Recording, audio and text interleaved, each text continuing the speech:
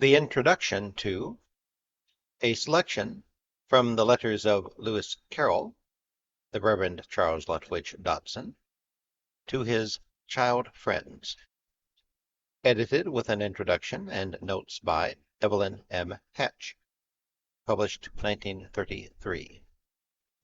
Introduction: Mr. Dodson and his child friendships. The letters contained in the present volume cover a period of 43 years, from 1855, when the writer was a young tutor at Oxford, to a short time before his death in January 1898. All through these years, the even course of his private life remained unaffected by his fame as Lewis Carroll. Carefully shielding his identity, he continued his work as a mathematician, with his headquarters at Christ Church, and spent his vacations, mainly at the seaside, paying periodical visits to his sisters at Guildford. As time went on, his fondness for children became more and more of a hobby. He made friends with the little girls wherever he went, and occasionally with their small brothers also, his professed dislike of little boys allowing for some exceptions, and the circle got wider and wider, until his child friends could be numbered by the hundred. The secret of their fascination for him lay chiefly in the appeal which their fresh beauty made to his very keen artistic sense, and in the stimulus which their ready acceptance of anything new or strange gave to his powers of invention. Their naive sayings, also, were a continual delight to him.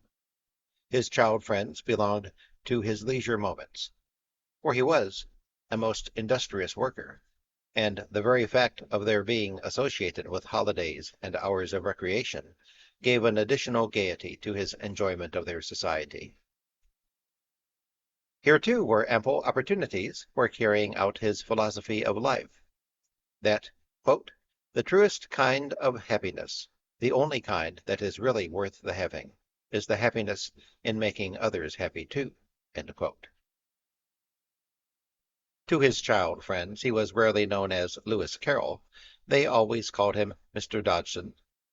It is Mr. Dodson who appears in these pages, a personality quite as unique and delightful as the author of Alice in Wonderland, whose very name recalls far-away memories of happy days. Among the several groups into which his friendships naturally fall, successive generations of Oxford children have the foremost place, although as he lived in their midst, they were not his chief correspondents. First of them all came Alice Liddell, the original of his dream child. She and her sisters, the little daughters of the Dean of Christ Church, by whom, one hot summer's day, when they all went for a picnic together up the river to Godstow, he was inspired to tell the tale of Alice's adventures underground, were the forerunners of many other young friends who belonged to the big family of which Oxford society was composed in his day. Mr. Dodson was very much a part of Oxford, and those who lived there in their childhood all share the same recollections of him. Any afternoon they might meet him, in St. Giles or the Parks, a spare, erect figure, clad in the black frock coat with loosely tied white cravat, which was the dress of the clerical don of that time. He strode along with a swift, jerky step peculiar to himself, his tall hat rather on the back of his head, and a whimsical smile hovering round his mouth. If alone, he always seemed to have pleasant thoughts. If with a companion, young or old, he was usually telling some amusing story. And a child on the opposite side of the road would be greeted by a wave of the hand or thrown a kiss, and would go home delighted with the news, "I met Mr. Dodson." Perhaps the most vivid memories of the Oxford children are connected with the great experience of being photographed. How well they can remember climbing up the dark oak staircase leading out of Tom Quad to the studio on the top floor of his rooms.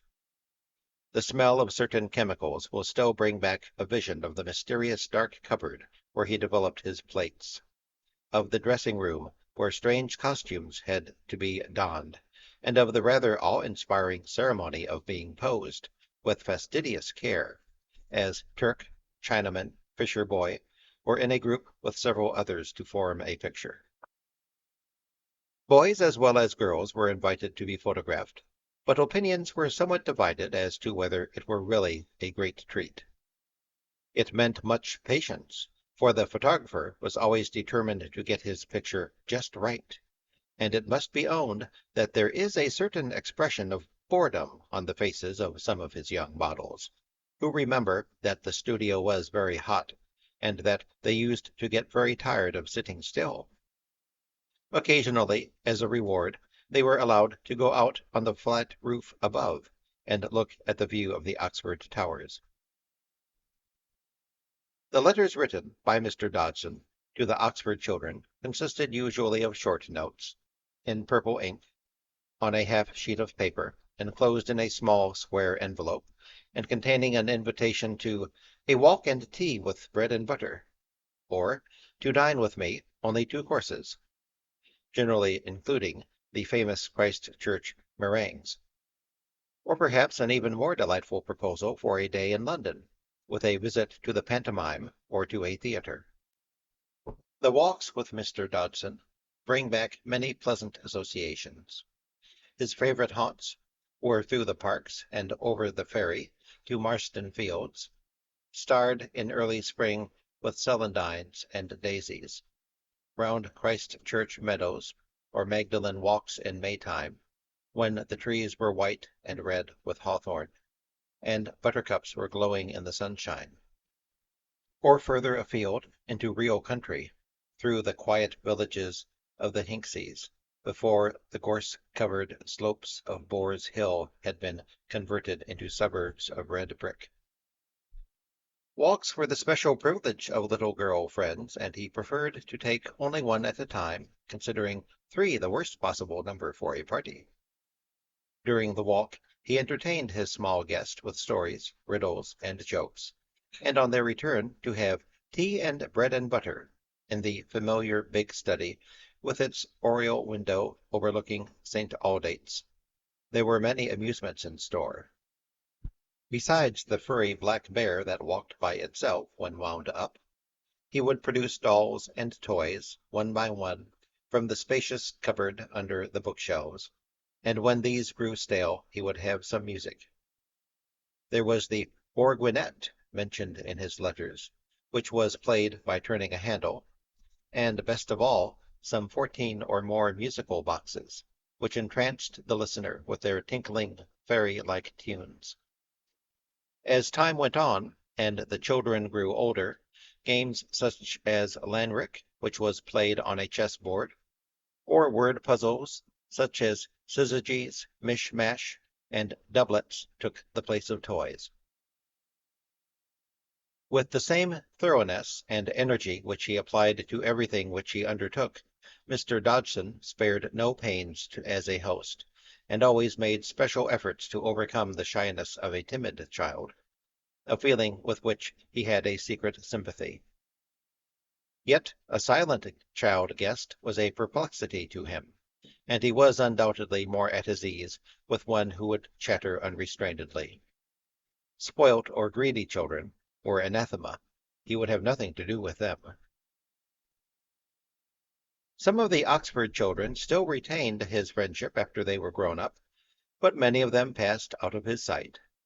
He complained in one of his letters that, quote, "Usually a child becomes so entirely a different being as she grows into a woman that our friendship has to change too, and that it usually does by sliding down from a loving intimacy into an acquaintance that merely consists of a smile and a bow when we meet." End quote. In certain cases, even the smile and the bow became a thing of the past, but this may be accounted for by the refusal of some parents to allow their daughters to go to his rooms unchaperoned, a point on which he was very sensitive. During the last period of his life, when he was busy with his books on logic and was giving classes at the High School and at Lady Margaret and St. Hugh's Hall, He was inclined to choose his new acquaintance from among older girls, although, as he pointed out in a letter to Mrs. Egerton, he regarded them, and indeed treated them, as child friends still. The present writer remembers how, on the first occasion of his coming to hold a logic class at St. Hugh's, about a dozen students assembled solemnly in the library, armed with notebooks and pencils, prepared to listen to a serious lecture on a difficult subject. To their surprise, and also somewhat to their dismay, Mr. Dodgson produced from his black bag 12 large white envelopes, each containing a card marked with a diagram and a set of counters in 2 colors. These he dealt out to his audience. "Now," he said cheerfully, "I will teach you to play the game of logic." And then, when he proceeded to illustrate his explanations with examples, his pupils found that they were actually expected to laugh. But though such propositions as "Some new cakes are nice," "No new cakes are nice," "All new cakes are nice," and "All teetotalers like sugar," "No nightingale drinks wine," sounded rather like extracts from a child's reading book, it was soon discovered that considerable intelligence, as well as much skill and attention, were required to learn the game and work out a conclusion on the diagram. How patiently he bore with our stupidity! To him we were all still very young. In those days, dinner parties, with one young lady as guest, became his favorite form of entertainment, and he would spend the evening discussing logic problems, playing games, or drawing on his fund of stories about the amusing sayings of children he had known. A footnote. To Edith Lucy, who once wanted to bring a friend with her, he wrote, "For once I will endure a superbinary party if you and Miss Wright will be very harmonious, so as to be indistinguishable from an individual." In London, Mr. Dodgson had many friends, and as a young man he belonged to the set of artists and writers whose names include those of George MacDonald, the Rossettis, Millais, and Arthur Hughes. Wherever there were children he was a frequent visitor. Former friends whose memories go back the farthest can still recollect how he used to come and take them out to see the diorama and the diving bell at the Polytechnic. Others, with a remembrance of more recent times, think of being called for to go with him to a picture gallery, or to a matinee at the theatre, especially to the Lyceum in the great days of Henry Irving and Ellen Terry. Children everywhere, when they were very small, took an intense delight in sitting on his knee, or nestling in a group around him, while he told them some of his wonderful stories, illustrated by rapid sketches on the back of an envelope. Mr. Dodgson was no draughtsman, but at least he could make his figures full of expression in a few dramatic strokes. Hair on end with fright, hands raised in horror, or faces broad with smiles. Every story had some unexpected and marvelous ending. There was the one which finished with the words, "My dear, you are a perfect goose," and lo and behold, the drawing, which had gone alongside the tale of a little man and a woman who lived in a house with one window, by the side of a lake, and had been frightened by imaginary burglars, was turned upside down, and there was a perfect goose. It was the way Mr. Dodgson told it, rather than the story itself, which always gave the never-to-be-forgotten thrill. It was a chance meeting with a little girl in London that he always affirmed had given him the idea for Through the Looking-Glass. He was staying with his uncle in Onslow Square, South Kensington. One day, as he was walking up and down in the gardens at the back, watching a group of children who were playing on the lawn, he suddenly heard one of them called by her name Alice. At once he went up and spoke to her. "So you are another Alice," he said. "I am very fond of Alices." Then, "Will you come with me and see something which is rather puzzling?" He took them all into his house by the door that led into the gardens, and presented Alice with an orange. "Which hand are you holding that orange in?" he asked. "My right hand," was the reply. "Now," he said, "go and look at the little girl in the glass over there, and tell me which hand she is holding the orange in." Alice went obediently and stood in front of a tall mirror which hung across one corner of the room. Hesitating a moment before giving her answer, "She is holding it in her left hand," she replied. "How do you explain that?" It was a difficult problem, and Alice again reflected before answering. Then she made a venture. "Supposing I was on the other side of the glass, wouldn't the orange still be in my right hand?" Mr. Dodson's laugh rang out with delight. "Well done, little Alice," said he. "It's the best answer I've had yet." He told his friends afterward that Alice's reply had suggested the thought of a looking-glass country, where everything would be reversed, and the result was the second Lewis Carroll masterpiece, Through the Looking-Glass, and what Alice found there. His little friend proved to be a distant connection of the Dodson family. She was the daughter of the late Right Honorable H.C. Raikes, sometime Postmaster General, and afterwards married Mr. A. Wilson Fox, C.B., and herself became an authoress. Her friendship with Mr. Dodson lasted for many years. Footnote: I am indebted to Mrs. Wilson Fox for permission to give this story. Part of Mr. Dodson's enjoyment of children came from the pleasure of watching them. For this reason he used to spend his summer vacations at the seaside, at one time at Whitby, later at Sandown in the Isle of Wight, and finally for many years at Eastbourne. There he loved to sit and look at the children playing on the sands.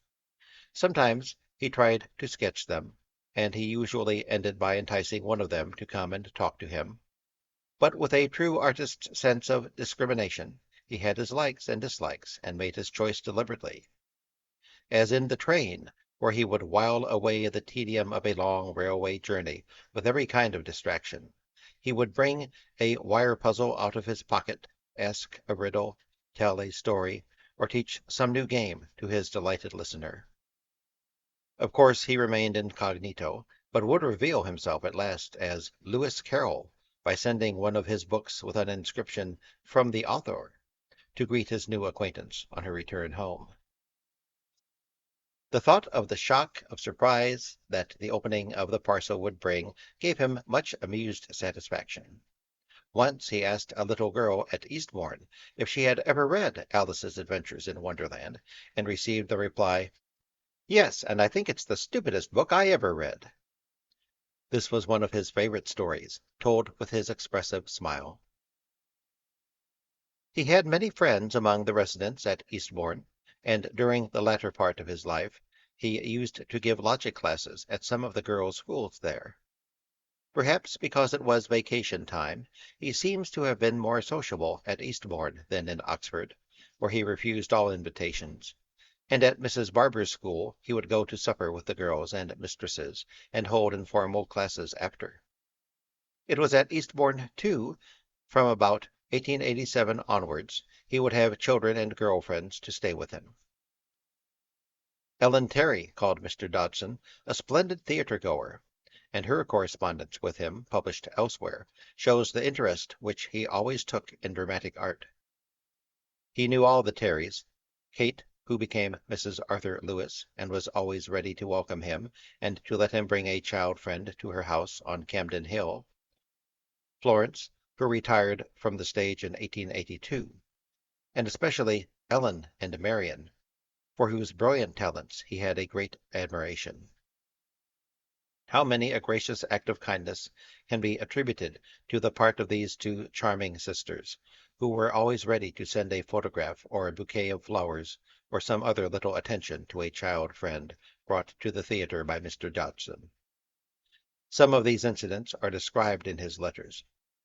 On one occasion he wrote to Ellen Terry, saying that he had taken an enthusiastic Beatrice to see her as Beatrice and Much Ado About Nothing.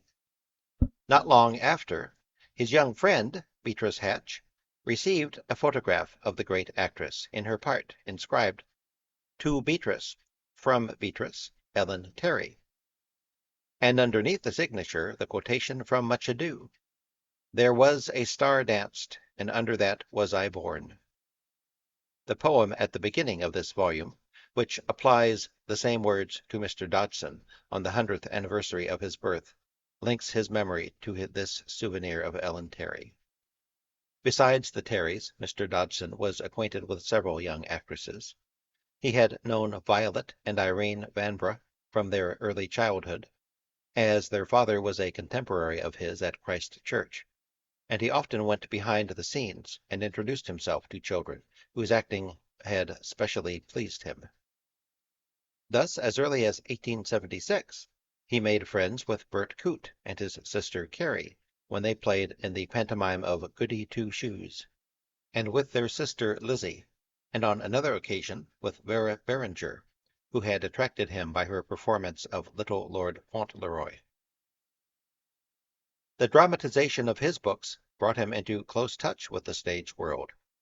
Alice in Wonderland was first produced at the Prince of Wales Theatre in December 1886 as an operetta, with Phoebe Carroll as heroine. Mr. Dodson got to know all the performers and gave them each one of his books. Through the kindness of Mr. Walter Spencer, I am able to quote the letter which he wrote on this subject to the author and producer, Mr. Saville Clarke. Quote, "I want to give to every child, that is, every boy and girl under 14, who has acted in this play, a book as a memento of the thing. In the case of any child so young that he or she cannot yet read, perhaps the mother or other guardian will choose the book." End quote. The operetta, or musical dream play, as it was described in the program, was again performed at the Royal Globe Theatre in December 1888, when Isa Bowman made an even more refined and intelligent Alice, and Irene Vanbrugh took the respective parts of the Knave of Hearts and the White Queen. His acquaintance with stage children, whose lives were so different from those of any others he had known, brought a new interest into Mr. Dodson's life. Phoebe Carroll was one of his first visitors at Eastbourne, and his intercourse with Isa Bowman and her sisters gave added zest and pleasure to his later years.